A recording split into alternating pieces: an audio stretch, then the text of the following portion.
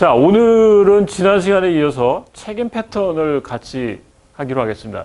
책임 패턴이라는 거는 지난번에 얘기했지만 그 클래스 안에 어떤 이제 역할을 하나의 책임을 두고 그 역할을 잘 수행하게 하는 그런 의미가 담겨진 거였죠, 그죠? 그래서 지난 우리 학기 초에 Single Responsibility Principle이라는 걸 했었는데 단일 책임의 원리.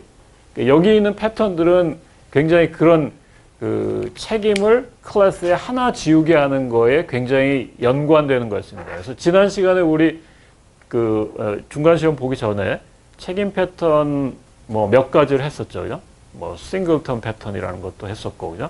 그래서 거기 있는 것들은 이제 그 책임에 충실하는 거였. 오늘 배우는 내용들은 이제 그 한 개의 클래스에 책임을 할당한다. 거기에서 조금 예외적으로 좀 벗어난 부분이 조금 있어요. 그래서 그거를 좀 몇 가지 소개하죠. 플럭시 패턴하고요. 그 다음에 책임 체인하고, 그 다음에 플라이 웨이트. 이게 좀 패턴의 이름에 그 의미가 좀 담겨 있는 건데, 이 프록시라는 건 뭐 여러분 다 알죠, 그죠? 그러니까 원래 오리지널한 거 대신에 뭔가 세우는 거예요, 그죠? 그 다음에 책임 체인은 요거는, 네, 여기 있네. 요청을 보내는 쪽과 받는 쪽이 결합을 피한다. 자, 지난번에 우리 그 중간 시험에도 나왔고,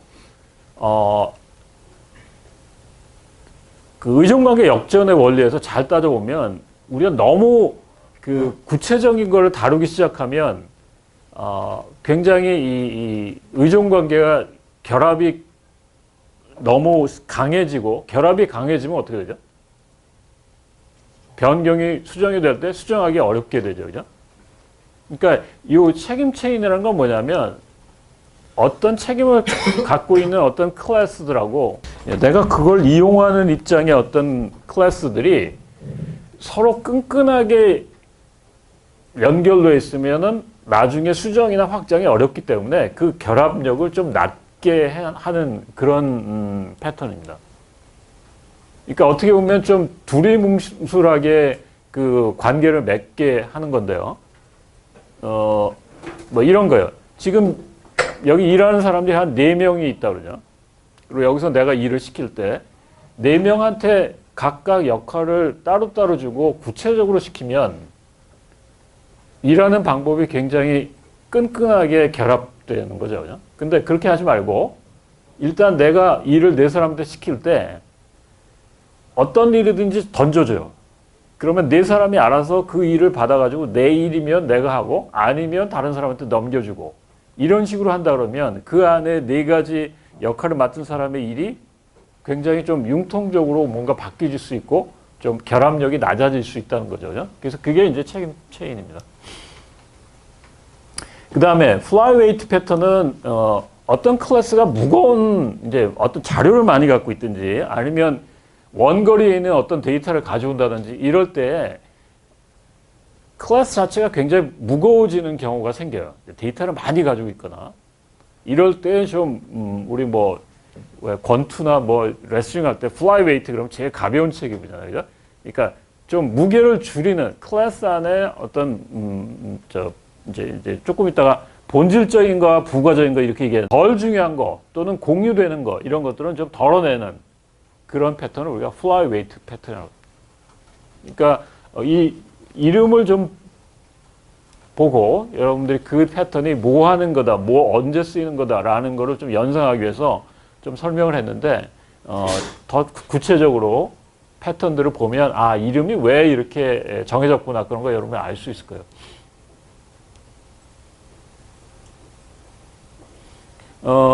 여기 지금 객체의 책임은 마치 콜센터의 직원과 같다. 우리 왜 인터넷 쇼핑할 때 콜센터 직원들 있잖아요, 그죠? 그래서 콜센터 직원들이 전화를 받고 나서 내 책임에서 내가 가진 어떤 권한에서 그거를 서비스할 수 있는 내용이면 자기가 하고 자기 책임이면 아니면 뭐 누구한테 작업을 위임하거나 누가 중간 담당자한테 넘기거나 뭐 이렇게 하는 거죠, 그죠? 그래서 이 객체도 마찬가지예요. 중재 역할을 하는 거 또는 다른 사람한테 의뢰하든지 아니면 위임을 하든지 이렇게 우리가 할 수 있다는 거죠. 그래서 객체라는 거는 일반적으로는 다 자기 자신만의 독특한 어떤 책임이 있는데 이제 여기서는 그 책임을 벗어나는 거, 예외적인 것, 그런 것들에 대한 패턴이 지금 여기 소개되는 것들입니다. 일반적으로는 그 안에 어떤 클래스의 객체 안에 모든 데이터와 어떤 함수들이 다 이제 모여 있을 텐데 그래서 그 안에서 책임을 다 감당해야 되는데 그렇지 않은 경우 이런 경우에 책임을 중앙 집중화해서 내가 만약에 어떤 매니저 역할을 하는 탑 클래스다. 얘한테는 책임이 굉장히 가중되게 많은 것이 지워질 수 있죠. 그런 경우는 조금 이제 예외적인 거예요. 그래서 얘는 컨트롤 타워 역할을 하는 놈이다. 그러면 너는 컨트롤만 하지만 내가 만약에 어떤 외부에서 요청을 받았을 때 그거를 분할해 그 책임 있는 클래스한테 연결을 시켜주는 그런 역할을 해야 되겠죠. 그죠?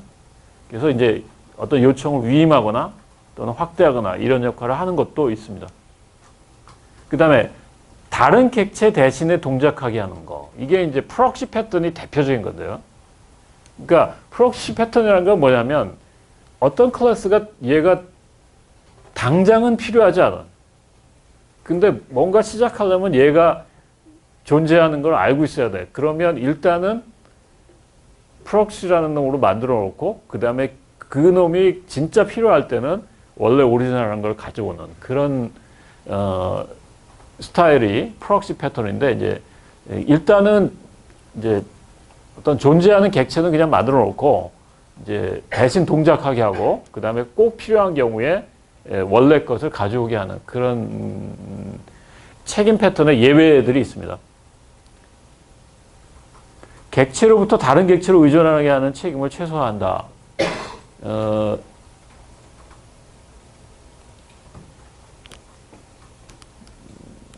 네, 이거는 조금 좀 플라이 웨이트 패턴 같은 거는 어떻게 보면 좀 구체적으로 의존하게 하지 않고 각각 의존하는 거를 좀 이렇게 두리뭉술하게 좀 이렇게 결합력을 좀 낮추는 건데요. 요건 플라이 웨이트 패턴에 해당하는 부분인데 하여튼 같이 한 가지씩 좀 보기로 하겠습니다. 자, 우선 프록시.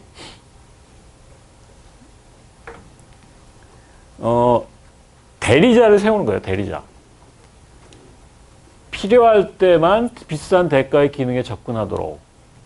예를 들면, 우리가 게임도 그렇고, 우리가 워드 프로세서도 그렇고, 사실, 데이터가 굉장히 많이 들어가 있는데, 만약 우리가 워드 같은 거를 작성한다고 그럴 때, 지금 내가 화면에 보이는 문서에 해당하는 부분은 바로 지금 디스크에서 가져와서 뿌려야 되지만 지금 워드에 존재하고는 있지만 그림이라든지 표라든지 이런 내가 화면에 안 보이는 부분은 그것도 미리 갖다 놓을 필요는 없죠. 그러니까 나머지 보이지 않는 부분은 프록시라는 객체로 우리가 가지고 있다가 나중에 그게 화면에 스크롤이 넘어가서 그쪽에 화면에 띄워질 때 비로소 디스크에서 가져오게 하는 그런 방법이 프록시 패턴이 적용될 수 있는 대표적인 문제입니다. 시간이 많이 소요되는 불필요한 복합적인 객체. 그러니까 두 가지인데요. 하나는 디스크에서 너무 많은 이미지를 가지고 있다든지 아니면 네트워크로 연결돼서 원거리에 있는 어떤 것들을 같이 서비스를 받아야 되는 경우. 그런 경우는 당장은 필요하지 않을 때는 필요하지 않은 것까지 디스크에 가져오거나 원거리에서 가서 서버에 있는 거를 서비스를 받는 이건 필요 없는 거죠. 그래서 필요 없을 때는 프록시를 세우고 필요할 때는 원래 거를 가져오게 하는 그런 패턴입니다. 지금 그래픽을 지원하는 문서 편집기 같은 경우에 지금 여기에 한번 보면 지금 문서가 이렇게 많아요. 여기 그림도 있고 이미지도 있고 엄청 많은데 여기 있는 것들을 우리가 다 객체 지향으로 짠다면 이런 것들이 객체로 다 디파인되어 있어서 디스크에 저장되어 있겠죠. 그죠? 그러면 우리가 문서를 열었을 때 디스크에 있는 거를 한꺼번에 모든 객체화된 이미지나 테이블이나 이런 걸 한꺼번에 다 가져올 필요는 없죠. 시간이 많이 걸리는데, 그죠? 그러니까 일단은 여기에 커서가 있는 그 부분만 먼저 가져오고 나머지 지금 화면에 표시되지 않는 거는 프록시로 가지고 있다가 그 프록시가 그쪽에 커서로 옮겨져서 실제 그게 액티베이트 됐을 때 그때 이제 이미지를 그 디스크에서 읽어오면 되겠죠. 그죠? 그래서 파일을 열 때 문서에 포함된 모든 그림을 메모리에 올리는 거, 이거는 별로 효율적인 방법이 아니에요. 그죠?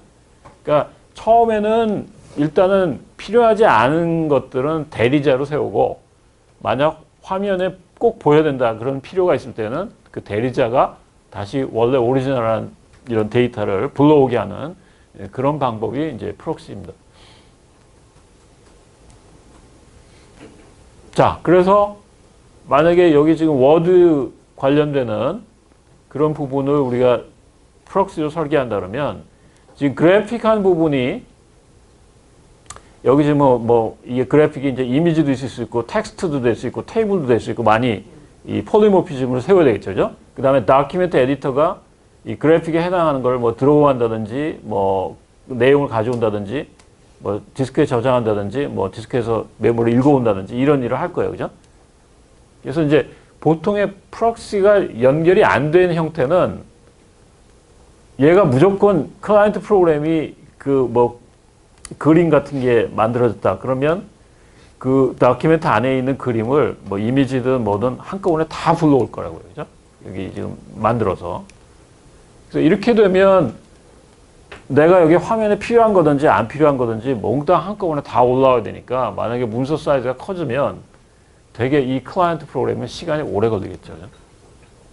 그래서 이제 조금 해결 방안을 찾는다 그러면 이런 식으로 지금 이미지를 직접 가져오게 하지 말고 중간에 대리자를 하나 세워가지고 일단은 얘가 대리자를 가지고 전체 문서를 열어본다는 거죠. 그래서 열었다가 그 다음에 얘가 커서로 옮겨서 만약에 프록시가 얘가 화면에 이제 얘가 띄우기 시작하면 그때 비로소 얘가 이미지를 불러오게 하는 그런 프록시가 대신해서 불러오게 하는 방법이 훨씬 더 효과적입니다.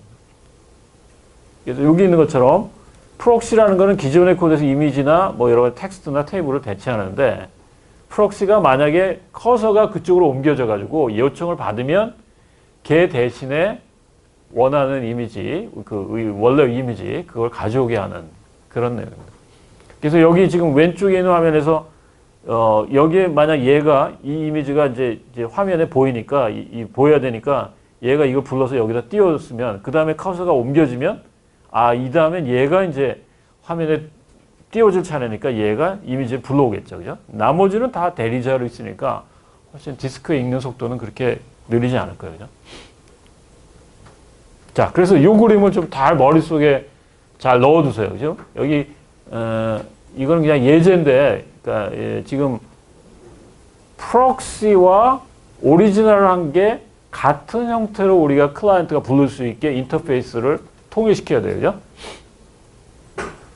그거 하나 하고, 그 다음에는 중요한 건 뭐냐면 지금 이 프록시가 만약 불렸을 때, 프록시의 get 컨텐트를 얘가 불렀을 때 그 이미지가 지금 올라와 있으면 그 지금 이미지를 올리고 주고, 그렇지 않고 지금 프록시가 올라와 있다 그러면 얘한테 오리지널한 걸 불러가지고 그 컨텐트를 얘한테 주는 그런 부분이 있어야 되겠죠. 그죠? 그래서 나중에 여러분들이 프록시 패턴을 만약에 쓴다면 이 부분은 꼭 있어야 돼요. 이 부분 같은 거는 가지고 있어야 돼요. 그죠? 그리고 이 부분은 이제 처음에 가져와서 뿌리는 부분이고요. 그러면 클라이언트는 어떻게 되나요? 클라이언트는 지금 일단은 여기 지금 프록시 객체를 이용했지만 이 프록시가 실제 드로우 될 때는 이 프록시가 여기 있는 오리지널한 걸 불러오겠죠. 그죠? 네, 그래서 그 관계. 지금 프록시든지 오리지널한 거지 같은 인터페이스 부르게 하고 얘가 불려졌을 때, 프록시가 불려졌을 때 반드시 요게 있어야 돼요. 이거 잊지 마세요. 잊어버리지 말고. 프록시가 반드시 오리지널 이미지가 어디 있다는 걸 얘가 알고 있어야 돼요. 다. 그러니까 요게 뭐 표 또는 그림 또는 테이블에 따라서 다 자기 원래 위치를 알고 있어야 되겠죠. 그죠? 자, 그래서 요걸 잘 외워두세요. 프록시 패턴은 지금 서브젝트가 있고, 그러니까 내가 클라이언트가 뭔가 그림이라든지 뭔가 화면에 뿌린다든지 뭐 이런 내용이 있는데 그 내용 중에 대리자가 있고 이 프록시 대리자가 있고 그렇지 않은 오리지널이라는 게 있는데 만약 얘가 프록시를 불러서 리퀘스트를 요청했다 그러면 그 안에서 여기 있는 리얼 서브젝트 그러니까 얘죠. 얘. 내 대리자의 원래 놈을 갖다가 뿌려주게 하는 그런 부분이 필요하다는 겁니다.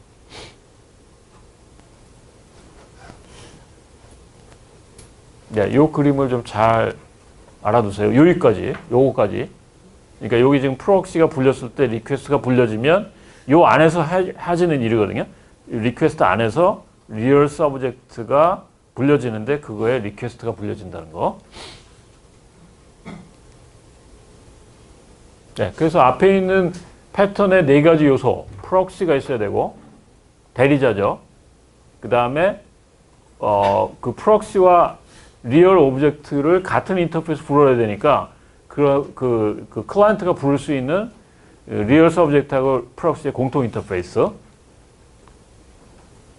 네, 그 다음에 여기 협동이라는 거는 이제 클라이언트가 요청했을 때 리얼 서브젝트를 보낼 수 있게 여기 있는 프록시 안에서 리얼 서브젝트를 부르는 부분이 분명히 있어야 되죠. 그러려면 여기 있는 이 어소시에이션이 빠지면 안 돼요. 그죠?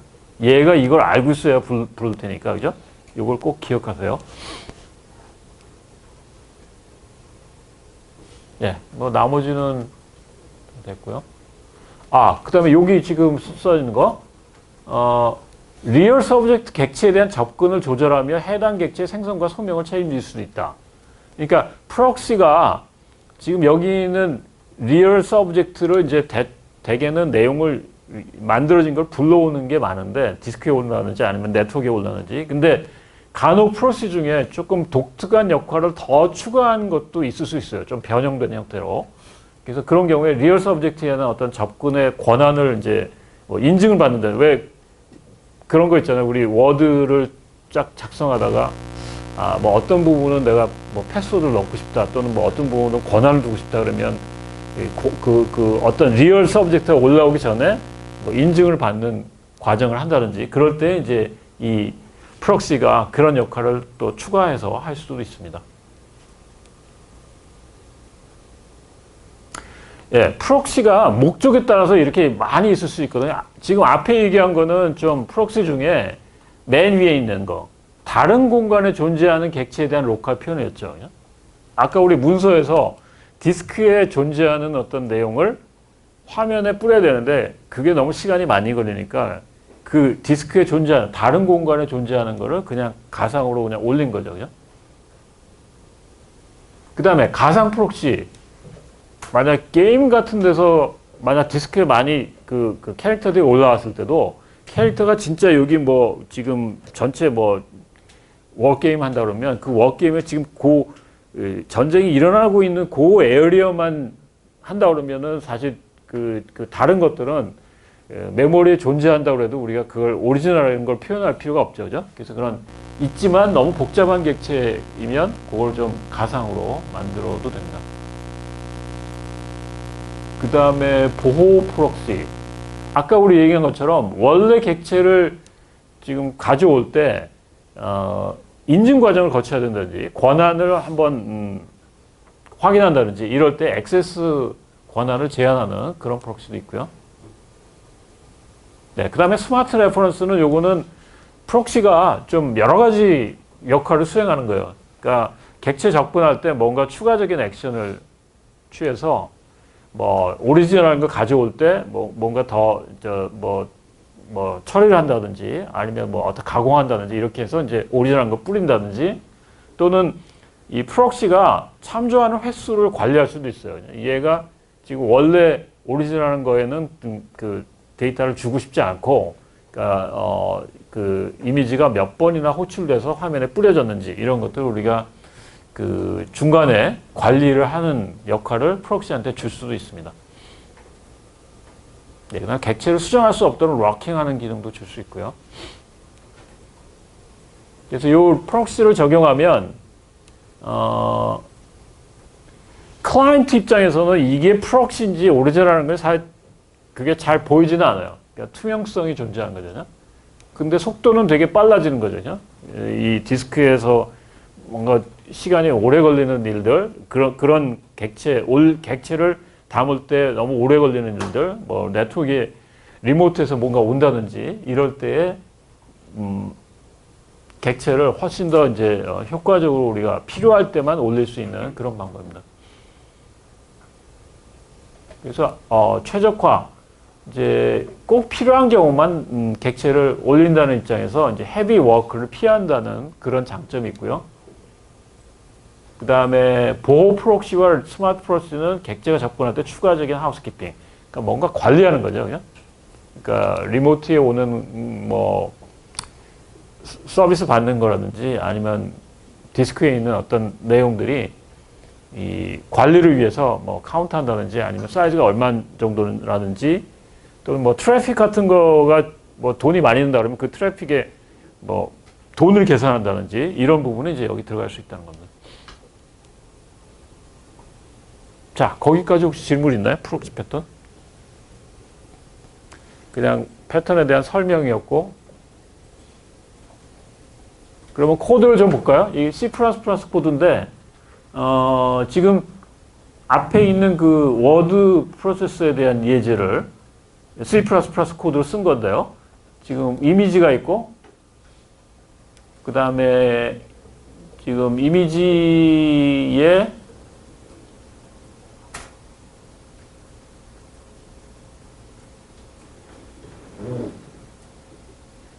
이미지 PTR이 이제 프록시 형태의 내용인데, 이제 여기 보면 이미지 파일 그래가지고 얘가 지금 이미지를 가지고 있게 되고요. 그 파일의 이름이고, 요게 이미지 불러오는 거고. 그래서 지금 클라이언트 입장에서는 지금 요 이미지를 드로우 시키면 일단은 이미지 PTR이 띄워져서 프록시가 대신 띄워지고, 이제 그게 필요하면 나중에 여기 있는 로드 이미지가 이제 그 파일에서 컨텐츠를 가져오게 됩니다. 그래서 여기 지금 그래픽이 그 서브젝트에 해당하는 것들의 인터페이스고, 그 다음에 이미지는 그게 하나의 리얼 서브젝트고요. 그 다음에 여기 지금 이미지의 프록시들이 쭉 나와 있는데, 이 프록시 안에는 꼭 여기 있는 얘가 지금 이미지가, 이 프록시가 어떤 이미지에 오리지널한 게 어디 있는지 알고 있어야 되겠죠. 그죠? 그리고 파일 이름도 알고 있어야 되고. 그래서 이제 이 이미지 프록시가 불러줄 때 get 이미지를 가져올 거예요, 아마. 그러니까 얘가 만약에 클라이언트에서 사용됐다. 그러면 get 이미지를 부를 테니까 그 get 이미지 가지고 리얼, 오리지널한 이미지를 만들어서 그거를 파일에서 불러오게 하는. 네, 그래서 여기 지금 클라이언트에서는 지금 다큐멘트 안에 여러 가지 뭐 이미지라든지 뭐 이런 것들을 인서트 했다가 나중에 필요하면 이제 프록시가 이 오리지널한 것들을 가져오게 됩니다. 자, 거기까지 혹시 질문 있나요? 그럼 사용했던 이미지들은 다시 아, 그거 좋은 질문이에요. 이게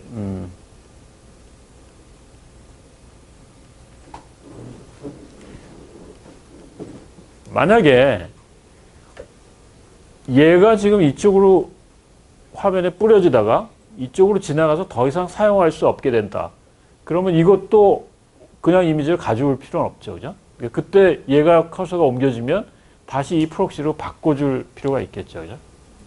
좋은 질문인데, 지금 이거를 만약 다 오리지널 이미지를 갖게 되면 결국은 한 번 이상 쓰이면은 이거는 다 풀돼서 만약에 관리가 어려워진다. 그러면 그럴 때는 뭐 사이즈나 아니면 그런 걸 생각해서 좀 이 원래 오리지널한 걸 다시 필요 없으면 프록시로 대체하는 작업도 필요하겠죠. 그죠?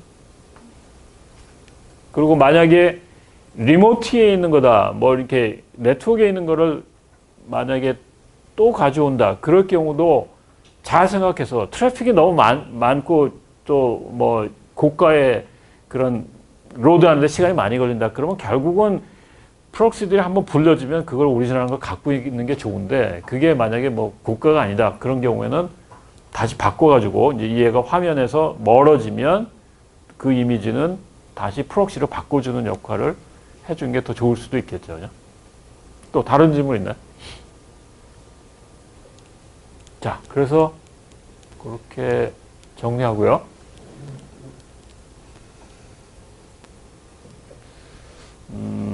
네, 책임 체인 잠깐만 하고 잠깐 쉬었다 하죠. 이 책임 체인은 뭐 그렇게 어려운 건 아닌데요. 지금 여기 그 예를 드는데 지금 여기 도움말이 되게 복잡한 도움말이 있어요. 그래서 여기 안에 뭐 텍스트 박스도 있고 뭐 버튼도 있고 뭐 여기 이제 그 푸시다운 메뉴도 있고 그래서 여기 지금 이런 여러 가지 그 도움말에 관련되는 거를 담당하는 클래스가 만약 이거를 혼자 다 감당하게 되면 굉장히 사이즈도 커지고 책임이 너무 많게 되죠. 그래서 여기 프린트 관련 도움말을 관리하는 클래스, 그 다음에 뭐 여기 지금 뭐 다른 도움말을 관리하는 클래스 이렇게 나눠져 있다 그러면 여기 화면에서 어떤 버튼이 눌리거나 어떤 내용이 지금 요청이 됐을 때 그 요청을 일단은 이런 책임을 가지고 있는 여러 클래스한테 일단은 던져놓고 그 그룹 안에서 만약에 내 거면은 내가 처리해주고 내 게 아니다 그러면 옆에 체인으로 연결되어 있는 다른 클래스한테 위임하는 그런 형태를 우리가 책임 체인이라고 합니다. 만약에 책임 체인이 안 돼 있고 지금 헬프를 도와주는 어떤 헬프 핸들러가 따로 있다고 합시다.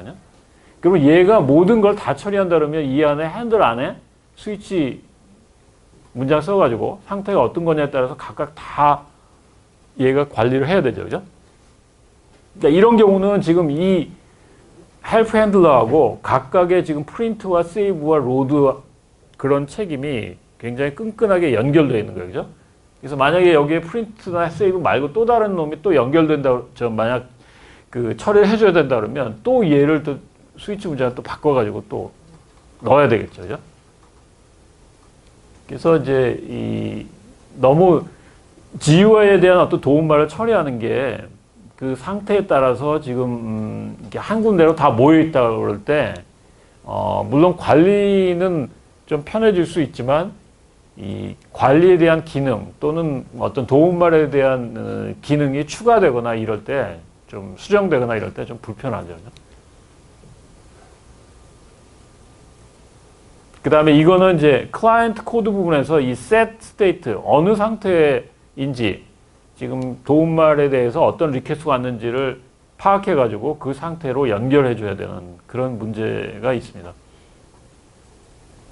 그래서 여기 지금 도움말의 상태가 어떤지 그거를 잘 체크하는 부분이 필요하고 이 부분이 지금 요 set state를 판단하는 부분이 굉장히 그 어떻게 보면 요구사항하고 너무 밀접하게 관련돼 있고 여기에 지금 어떤 변동이 생기면 수정하는 범위가 꽤 커질 겁니다. 그래서 해결 방안은 이 책임 체인. 그래서 지금 프린트 버튼을 관리하는 부분하고 그 다음에 뭐 저장을 관리하는 쪽하고 그 다음에 뭐 애플리케이션 전체를 관리하는 쪽하고 이렇게 좀 나눠둔 다음에 만약에 어떤 웹에서 이벤트가 들어와서 만약에 프린트 버튼에 해당하는 부분이 들어왔다 그러면 얘가 처리해주고 만약 얘가 처리 못하면 다음 책임 체인에서 다음 놈한테 프린트 다이어한테 넘겨주고 얘 게 아니다 그러면 또 얘한테 넘겨주고 이렇게 해서 책임을 좀 분산시키면서 결합력을 약하게 하는 그런 패턴이 책임 체계입니다. 그래서 여기 지금 책임 체인에는 책임을 가진 클래스들이 이렇게 연결돼 있어야 돼요. 내가 첫 번째 순서고 다음 차례는 누구고 다음 차례는 누구고 그래서 처음에 얘한테 어떤 요청이 들어왔을 때 만약 얘 거라 그러면 얘가 하고 아니면은 또 다른 놈한테 넘겨주고 얘 거라 그러면 얘가 하고 또 하면 또 넘겨주고 이런 식으로요.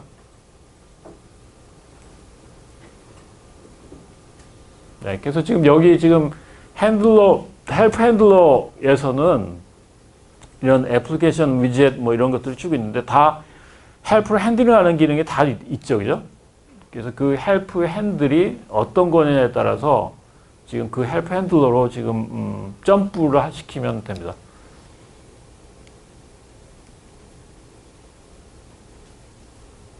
그래서 이제 앞에 있는 이거는 지금 이 책임 체인으로 연결되지 않은 형태인데 그 책임 체인으로 연결되기 위해서는 각 요청에 대해서 자기네 처리할 수 있는 그런 거를 그 클래스 안에 담고 만약에 자기 게 아니라 그러면 나 다음에 누가 처리할 건지 석세서를 잘 가지고 있다가 그걸 넘기는 그런 형태로 패턴이 되어 있습니다.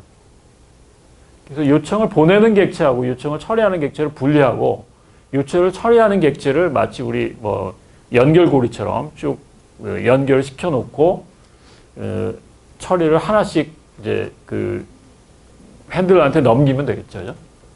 그래서 이게 일반적인 구조예요. 클라이언트가 핸들러한테 부르는데 핸들러는 여러 개 있죠, 그죠? 근데 이 핸들러가 나 다음에 누구다, 나 다음에 누구다 그런 거 분명히 알고 있어야 되죠. 그래서 여기 있는 석세서 요거를 가지고 있어야 됩니다. 뒤에도 나오겠지만 이 석세서가 하나인 경우가 일반적이에요. 근데 만약에 어떤 경우는 석세서를 2개 이상 뭐 둘 수도 있는데 그건 너무 좀 특수한 경우고 대개는 체인으로 돼 있으니까 나 다음에 누가 처리하고 그 다음에 누가 처리하고 이렇게 하나씩 처리하는 게 훨씬 더 좋습니다.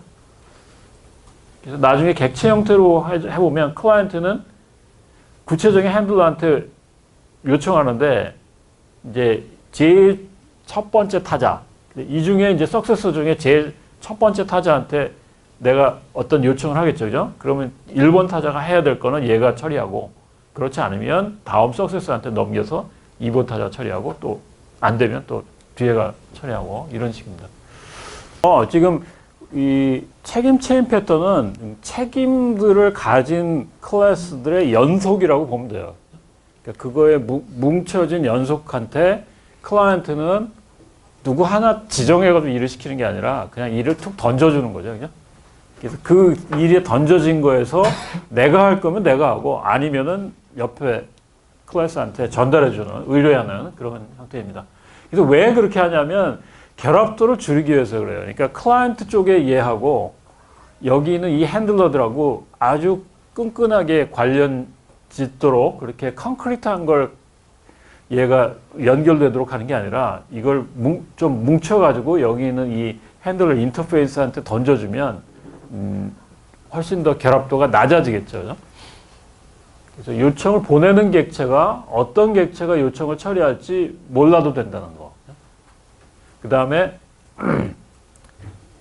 요청을 보내는 객체는 요청을 처리할 수 있는 복수의 객체들한테 요청을 하는데 그거에 대한 레퍼런스를 모두 알 필요는 없어요. 그러니까 무슨 얘기냐면 지금 얘는 여기 있는 콘크리트 핸들러 1, 2 이걸 구체적으로 얘가 가지고 있는 게 아니라 이 핸들러라는 인터페이스를 통해서 가지고 있으니까 얘는 그냥 핸들러 누군가 핸들러 중에 하나한테 내가 뭐 보낸다 생각하면 되겠죠. 그죠?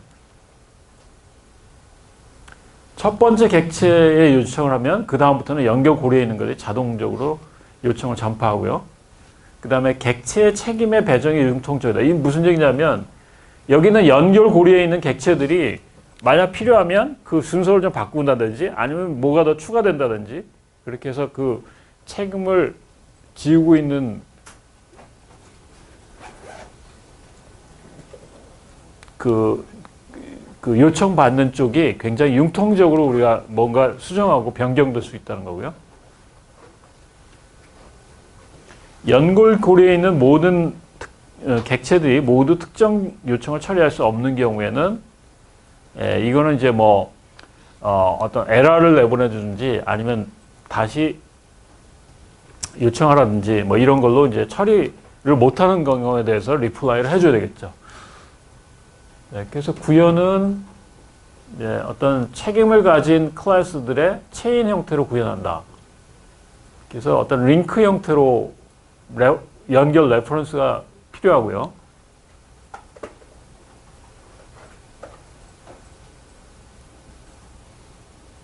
이 경우가 1번 경우가 훨씬 더 흔하고 2번 경우로 우리가 구현하는 경우는 요거는 조금 좀 특수한 경우예요. 요거는 일반적으로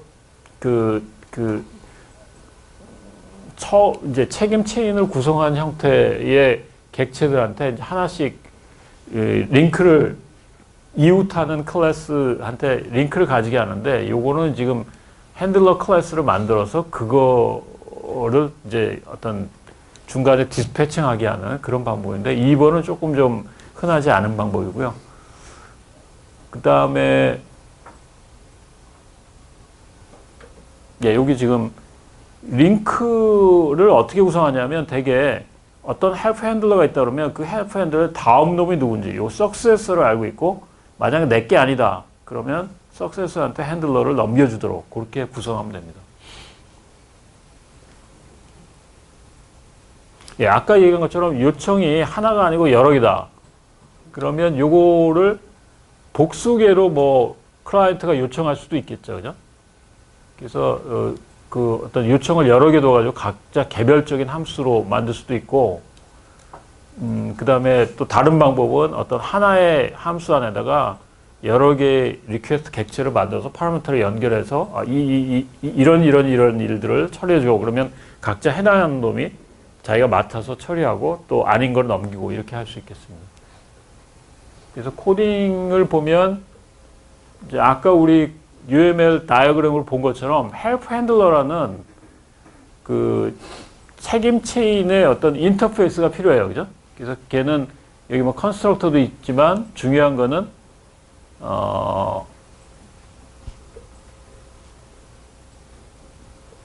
여기 핸들 헬프 요게 중요하죠, 그죠? 이 부분이 분명히 있어야 되죠, 그죠? 그래서 이 헬프 핸들러가 만약에 내 거라 그러면 내가 하고 아니라 그러면 석세스한테 넘겨주는 그런 부분이 반드시 있어야 돼요. 그리고 헬프 핸들러는 다음에 누가 할 건지, 나 다음 타자가 누군지를 여기에 헬프 핸들러 포인터로 연결되고 있어야 되고요. 그 다음에 여기 이제 위젯이나 버튼 이런 거는 헬프 핸들러의 구체적인 핸들링하는 클래스들이죠, 그죠? 그래서 각각 지금 헬프 핸들러를 상속받아가지고 구현했는데, 지금 요 부분, 이런 부분. 그래서 내 거라 그러면 내가 하고, 지금 버튼에 해당하는 거는 내가 하고, 버튼이 아닌 경우는 다음 타자한테 넘겨주고. 그 다음에 뭐 다이얼로그도 마찬가지입니다. 다이얼로그도 헬프 핸들링 기능이 있어서 내가 할 거는 내가 하고, 아니면은 다음에 넘겨주고. 클라이언트 입장에서는 그냥 여기 지금 뭐 그 각 헬프 핸들러를 만들어 가지고 그냥 넘겼는데, 지금 맨 처음에 클라이언트에서는 그 헬프 체인 중에 제일 앞에 있는 놈 있죠, 그죠? 그러니까 이게 지금 버튼 다음에 다이얼로그 다음에 애플리케이션이었는데, 처음에 얘는 버튼한테만 호출하면 버튼이 자기 거는 자기가 하고, 아니면 다이얼로그한테 넘기고, 다이얼로그 거면 얘가 하고, 아니면 얘한테 넘기고 이렇게 되겠죠, 그죠? 자, 거기까지가 책임 체인이었는데, 혹시 질문 있나요? 책임 체인. 그렇게 많이 쓰이지는 않아요. 근데 이제 좀 이렇게 가끔 이런 이제, 결합력을 좀 낮추기 위해서 저런 이제 그 책임을 가지고 있는 여러 개가 하나의 그 서버처럼 이렇게 연결되는 형태입니다. 자, 오늘 마지막 토픽은 플라이웨이트인데, 이거는 아마 게임 같은 거 할 때는 되게 많이 쓰이고요. 그 다음에 뭔가 클래스가 그 데이터를 많이 가지고 있다. 이미지라든지 아니면 뭐 굉장히 데이터를 많이 가지고 있는 놈들. 그 중에 좀 공유할 필요가 있는 그 좀 비본질적인 거하고 본질적인 거 나눌 수 있는 거, 뭐 그런 것들이 이 패턴에 적용되는 문제인데, 여기 지금 수많은 작은 객체가 형성돼야 될 때, 특히 게임 같은 경우에는 캐릭터가 엄청 많은데 그 게임 캐릭터들이 많이 생겨야 되는데, 실제 보면 그 같은 게임 캐릭터에서는 공유되는 부분이 많죠. 각 캐릭터마다 가지고 있는 뭐 스트렝스라든지 뭐 이런 거는 다른 값이 되겠지만, 이미지 자체는 다 똑같다 그러면 그거는 사실 같이 공유될 부분이거든요. 그래서 많이 사용되는 많은 객체들을 우리가 뭐 생성하고 소멸하는 걸 관리해야 되는데 예, 이런 거를 모든 객체가 동일하게 운용되는 경우에 좀 비효율적일 때 너무 무거운 그런 클래스들을 이렇게 좀 덜어내는 그런 겁니다. 그러니까 본질적인 거가 부가적인 거. 이게 무슨 얘기냐면 본질적인 거는 객체마다 다 가지고 있어야 될 데이터들이에요. 그러니까 얘는 덜어내면 안 돼. 비본질적, 부가적인 거는 얘는 공유하는 어떤 이미지라든지 공유되는 데이터니까 얘는 좀 덜어내도 괜찮은 것들.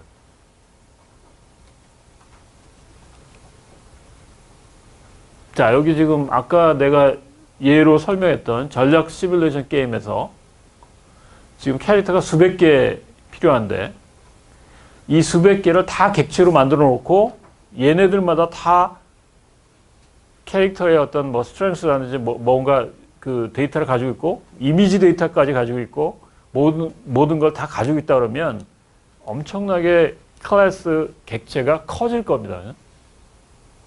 그래서 그거를 조금 덜어내는 지금 여기 보면 캐릭터들이 에너지라든지 포지션 이런 거는 사실 각 객체마다 고유해요. 그죠?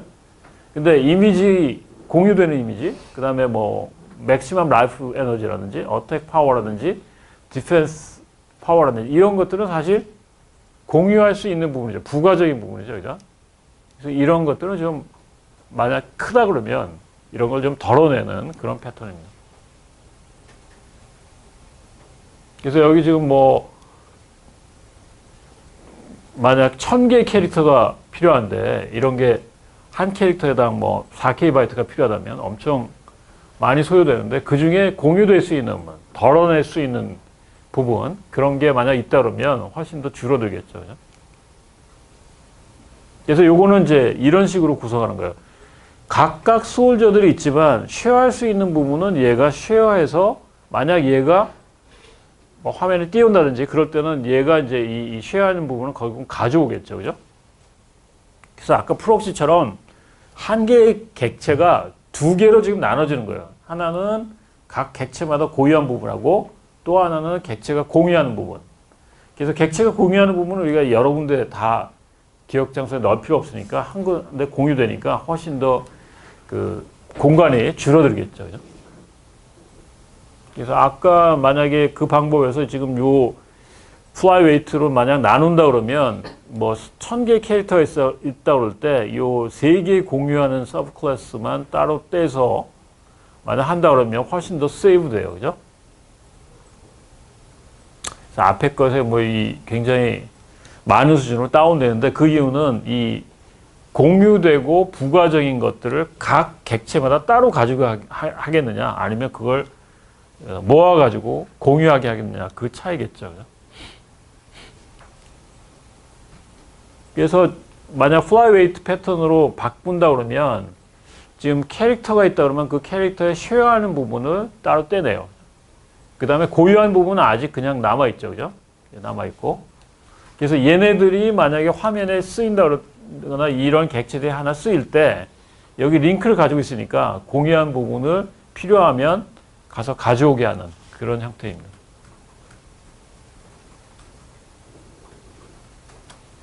예, 만약에 공유해서 우리가 그 기억 공간에 어떤 세이브를 가져오게 하려면 여기 있는 것처럼 이 공유하는 실제 공유하는 부분이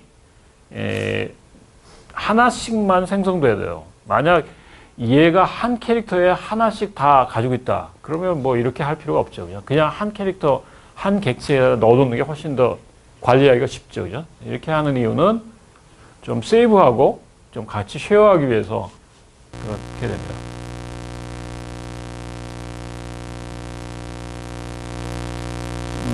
그 다음에 이제 이 공유하는 객체는 여러 개 있을 필요가 없잖아요. 그죠? 그러니까 한 개만 필요하니까 우리가 싱글턴 패턴으로 아예 그냥 하나만 만들어 버려도 돼요. 그죠? 그래서 아까 우리 캐릭터에 있는 이 부분은 아예 그냥 싱글턴 패턴으로 여기에 다 스태틱으로 다 선언해서 여기 캐릭터 쉐어가 하나만 나오게 그렇게 만들 수도 있고요. 그래서 이 부분이 예전에 우리 싱글턴 패턴에 배웠던 부분이죠. 그죠? 캐릭터 쉐어 안에 다시 캐릭터 쉐어를 지금 정리하는데 캐릭터 쉐어 안에 이제 여기에 이게 네, 여기 스태틱이라는 게 빠졌네요. 그죠? 여기 스태틱 선언하고 캐릭터 쉐어 요거 하나 만들고 그 다음에 외부에서 얘를 지금 만약 컨스트럭터로 부를 때 만들어져 있으면 얘를 보내고 만들어져 있지 않으면 자서 만들어서 보내고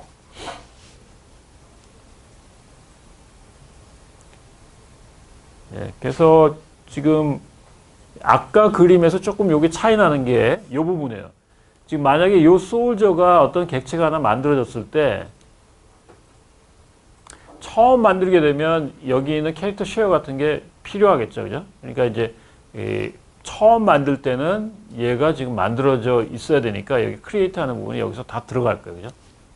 그래서 이게 하나 만들어졌을 때 나중에 만약 얘네들이 이용된다 그러면 이 여기서 얘네들을 갖다 불러가지고 쉐어된 부분은 뭐 이미지를 가져온다든지 또는 맥시멈 파워를 가져온다든지 그런 부분이 아마 여기서 호출되겠죠.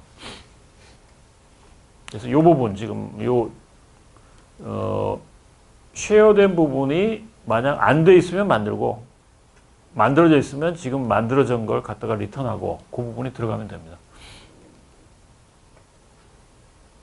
그 다음에 여기 fly weight 패턴에 또 다른 이제 패턴이 다 적용이 될 수 있는데 이제 factory 패턴을 우리가 여기에 적용할 수 있는데요. 뭐냐면 지금 클라이언트 입장에서는 나중에 캐릭터 객체 중에 어떤 게 만들어질지 모르잖아요. 뭐 솔저가 만들어질지 탱크가 만들면 이게 모르니까 이걸 구체적으로 핸들링하지 말고 팩토리 메소드나 팩토리 앱스트랙트 팩토리한테 넘겨가지고 뭐 이걸 만들어 달라고 객체 생성을 위임하면 훨씬 더 클라이언트는 관리하기가 좋아진다는 얘기입니다. 그래서 여기 지금 쉐어 팩토리라는 걸 하나 만들었고요. 그래서 그 쉐어 팩토리가 어떤 캐릭터 타입이 들어왔냐에 따라서 거기에 맞는 솔저라든지 탱크라든지 이런 걸 만들고 있죠. 그러면 클라이언트 입장에서는 편해진 거예요. 내가 어떤 타입 하나만 주면 얘가 불러지니까 굉장히 프로그램을 일반적으로 쓸 수 있죠. 그죠? 그래서 클라이언트 프로그램은 조금 더 융통성이 생긴다는 겁니다. 그래서 그걸 추가한 게 지금 이 부분이에요. 쉐어 팩토리를 만드는 부분. 그래서 이 안에서 타입을 받아가지고 거기에 해당하는 캐릭터 쉐어를 생성하는 부분이 생기겠고요.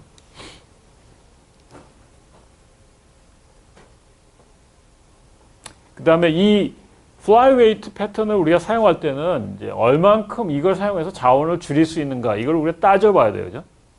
만약에 별로 줄지 않았는데 이걸 쓴다 그러면 오히려 하나의 객체가 두 개로 분류되기 때문에 오히려 더 복잡하기만 해요. 그죠? 그래서 객체를 둘로 나눌 때 공유될 수 있는 정보하고 공유될 수 없는 정보를 나눠서 이 공유될 수 있는 정보가 크면 클수록 우리가 세이브가 많이 되겠죠. 그죠? 그리고 만약에 공유될 수 있는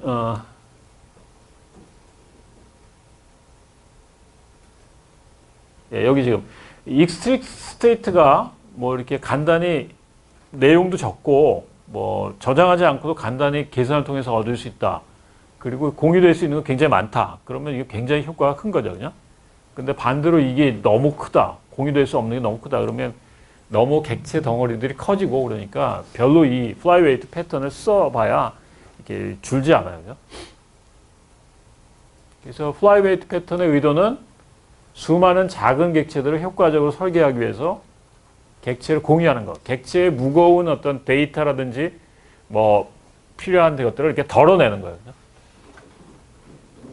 그래서 언제 적용하냐면 수많은 객체들이 사용되는데 그 중에 공통되는 부분이 많고 저장 공간에 대한 부담이 클 때, 그 다음에 익스트릭 외부에 지금 공유하는 부분을 제외한다 그러면 상대적으로 적은 사이즈 가지고 그 객체를 운영할 수 있을 때,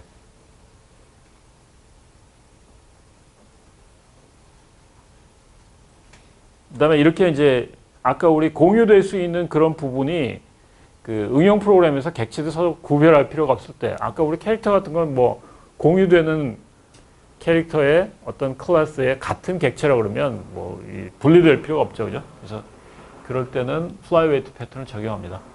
그래서 이걸 잘 외워두세요. 지금 여기 있는 fly weight의 두 부분이에요. concrete한 fly weight하고 unshared fly weight, concrete fly weight.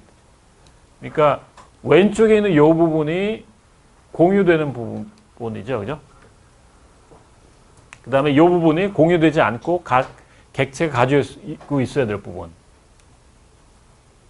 그 다음에 이쪽에 있는 이 flyweight factory 쪽은 이제 그 아까 얘기한 좀 싱글턴 패턴을 좀 적용해서 만약에 여기 있는 그 공유된 부분이 이미 만들어져 있다 그러면 만든 거를 보내주고 만들어지지 않다 그러면 새로운 걸 만드는 그런 부분이 필요하겠죠. 그죠? 그래서 클라이언트 입장에서는 항상 만들 때는 이 flyweight 팩토리 통해서 그걸 가져와서 쓰고 그 다음에 실제 우리가 나눠진 두 개의 객체를 쓸 때는 먼저 콘크리트한 걸 부르면 그 콘크리트한 놈이 필요하면 이제 이 쉐어된 부분 이게 조금 여기 화살표가 별로 마음에 안 드는데 이 클라이언트한 부분이 이 쉐어하지 않는 부분을 부르면 얘가 쉐어하는 부분은 아마 호출해야 될 거예요.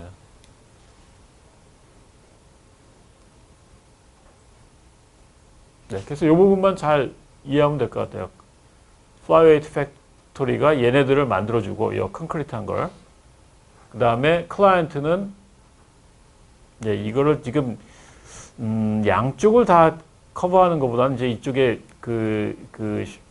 쉐어하지 않는 부분을 우리가 사용하는데 얘가 그 안에서 여기는 쉐어하는 부분을 아마 가져올 거예요.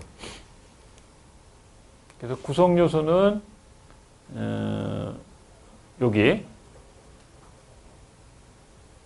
unshared flyweight하고 그 다음에 콘크리트한 쉐어하는 부분 이 두 부분을 나눈다. 그 다음에 이 두 부분의 공통적인 인터페이스는 flyweight에 두고 클라이언트는 얘를 이용한다. 그 다음에 이제 만약에 그 쉐어하는 부분에 대한 생성을 팩토리한테 맡긴다 그러면 flyweigh트를 만드는 팩토리 하나 만들어서 얘가 여기 있는 공유되는 부분을 만들어준다. 뭐 그런 내용만 기억하면 될 것 같아요. 그 다음에 이것도 다 설명했던 건데 정리하면은 flight weight 객체는 아까도 얘기했지만 공유되지 않는 거 내부에 저장해야 될 거하고 공유될 부분 밖에 덜어낼 부분으로 분류해야 된다. 그 다음에 만약 그 intrinsic state에서 공유되는 부분은 이제 따로 덜어내고 그 다음에 intrinsic state, extrinsic state는 따로 이제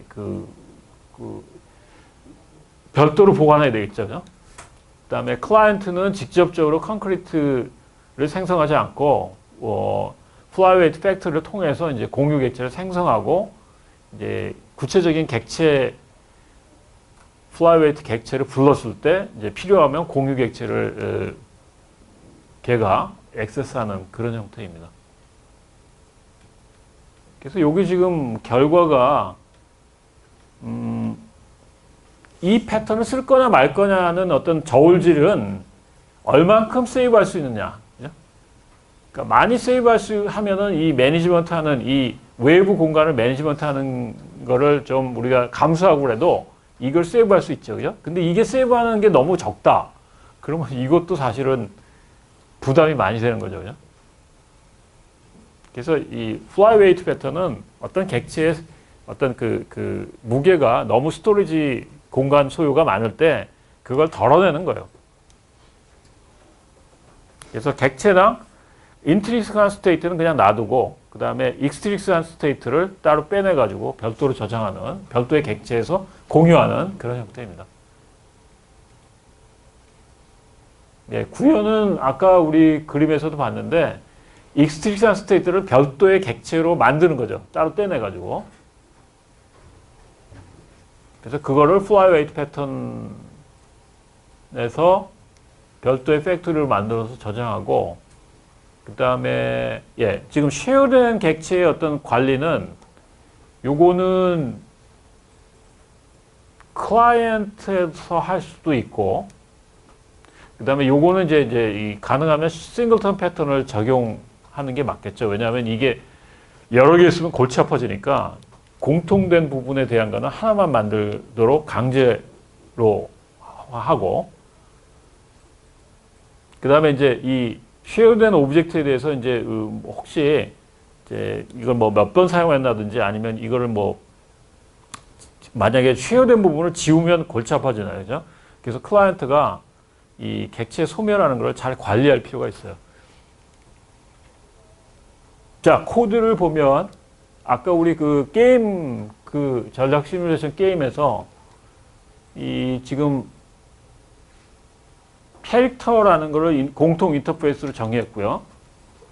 그 다음에 그 안에 이 인트릭식한 내부에 저장해야 될 것들. 그러니까 이게 지금 솔저 같은 거는 내부에 저장할 것들인데 그것들은 다 여기다 모았습니다. 탱크도 그렇고 플레인도 그렇고. 그 다음에 쉐어된 부분은 여기 있는 것 캐릭터 쉐어에 모았고요. 그래서 각각 솔저 쉐어, 탱크 쉐어, 플레인 쉐어가 있는데 얘네들이 다 어디에 지금 링크가 되어 있냐면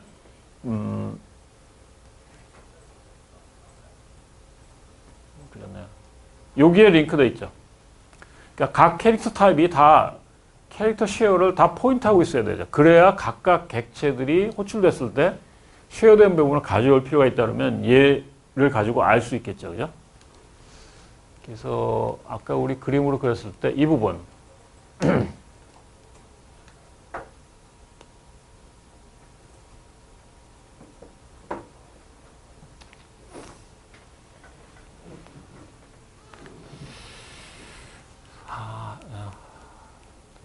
그리면 잘 안 나타났는데 하여튼 요게 되게 중요해요. 여기 있는 요 캐릭터 쉐어 부분. 그 다음에 여기 있는 쉐어 팩토리는 우리가 그 싱글턴 패턴을 하기로 했으니까 여기에 스태틱으로 표현돼야 되고요. 그 다음에 이 부분이 쉐어 팩토리라고 해서 그 쉐어된 부분을 만들어주는 부분이죠. 그죠? 그래서 요 안에 지금 우리 싱글턴 패턴에서 배웠던 만들어져 있지 않으면 지금 새로 만들고 만들어져 있다 그러면 만든 걸 지금 보내주는 그런 부분이 코딩으로 되어 있고요. 그래서 클라이언트에서는 지금 전혀 뭐 이게 나눠진 부분인지 안 나눠진 부분인지 모르게 지금 솔저 그냥 1, 2, 3를 만들어서 그거를 지금 무브하고 어택하고 있는데 실제 보면 S1이라는 걸 불렸을 때 쉐어되지 않은 캐릭터를 먼저 부른 다음에 걔가 쉐어된 부분을 아마 부를 거예요. 이런 식으로 클라이언트가 S1 부르면 S1 안에서 솔저 쉐어를 아마 들어오할 때 이미지 같은 거 가져와야 되니까 같이 부를 겁니다. 그 다음에 이거는 우리가 그냥 실습 시간에 해볼 만한 문제인데 왜 예전에 여러분들이 뭐 C 프로그램 처음 배울 때 배너 같은 걸 해봤나요? 이렇게 뭐 A자 같은 걸 크게 이렇게 더트로 이렇게 찍어보고 뭐 이런 거. 그래서 그 문제에 대해서 지금 플라이웨이 패턴을 적용한 건데요.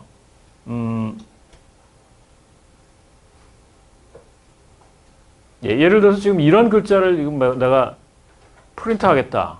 그러면 A, B, 뭐 R 이런 캐릭터에 대한 어떤 큰 이미지, 폰트 같은 거, 그 큰 이미지는 어딘가에 우리가 저장을 해야 돼요. 그죠? 그래서 지금 이런 빅 A, 빅 B에 대한 어떤 인포메이션은 따로 덜어내는 거죠. 그죠?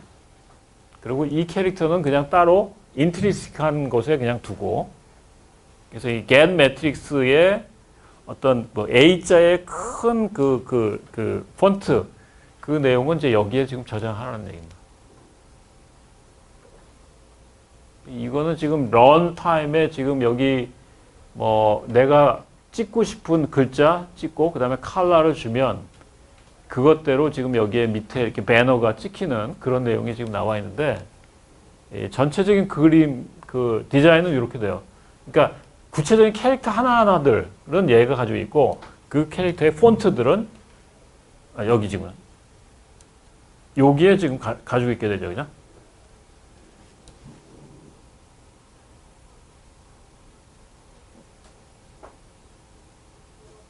여기구나. 여기 얘가 지금 그 폰트를 가지고 있게 되고 그 문자를 생성하는 거는 얘가 되겠고, 그죠? 그래서 각 캐릭터에 대해서 폰트를 가져올 때 그 쉐어하는 부분은 이쪽에서 아마 플라이 웨이트 된 그 덜어진 쪽에서 이제 쉐어하게 됩니다. 자, 거기까지가 플라이 웨이트 패턴인데 혹시 질문 있나요?